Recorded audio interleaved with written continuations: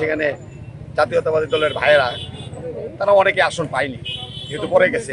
আমি সেইখানে মাইক নিয়ে ঘোষণা দিলাম আমাদের ভাইদেরকে যে আপনারা অর্ধেক আসন ছেড়ে দেন। আমাদের ভাইয়েরা অর্ধেক আসন ছেড়ে দিয়ে যখনই সরে গেছে, তারা এই চেয়ারগুলো নিয়ে আমাদের লোকদের আক্রমণ করছে। এটাই ঘটনার সূচনা। তারা আসলে এই অনুষ্ঠানটাকে পণ্ড করার জন্যই সেখানে গিয়েছে, স্ব প্রার্থীর নির্বাচনী চেয়ার ঘোষণা করার কথা। স্বাভাবিকভাবেই নামাজের পরে আমাদের জনশক্তি সেখানে যায় সংরক্ষিত আসনগুলোতে বসে পড়ে। আমি ঠিক আড়াইটায় সেখানে পৌঁছি। পরে আমি সেখানে যাই, দেখি সেখানে জাতীয়তাবাদী দলের ভাইয়েরা তারা অনেকে আসন পায়নি, যেহেতু পরে গেছে। এখানে উপজেলা নির্বাহী অফিসার মহোদয় উনি আমাকে বললেন আপনি একটু পরিবেশ করে দেন।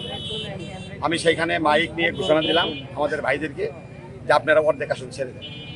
আমাদের ভাইয়েরা অর্ধেক আসন ছেড়ে দিয়ে যখনই সরে গেছে, তারা এই চেয়ারগুলো নিয়ে আমাদের লোকদের আক্রমণ করছে। এটাই ঘটনার সূচনা।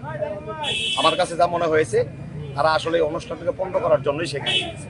এরা আমাদের কোনো সহযোগিতা করে নাই।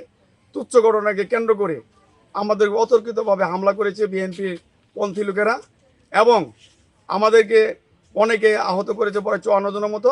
আমাদের জামাতের সেক্রেটারি শ্রীপতি উপজেলা রেজাউল ভাইকে নিহত করেছে। আমরা এর ধিক্কার জানাই। একসাথে বড় হয়েছে, একবারই মানুষ, ও একদম সহজ সরল শিক্ষিত নম্র ভদ্র মাস্টার মানুষ। ওর মতো লোক এই সমাজে খুবই কম। ও ফতেপুর মাদ্রাসায় মাস্টারি করতো। তবে আমরা এই সভ্য স্বাধীন দেশে প্রশাসনের সামনে ন্যাক্কারজনক মর্মান্তিক মৃত্যু, এটা তীব্র নিন্দা জানাই। আর দেশের সরকারের কাছে আমার আবেদন 24 ঘন্টা আমাদের বিচার চাই, নাহলে বুঝমুদের কোনো সরকার নাই।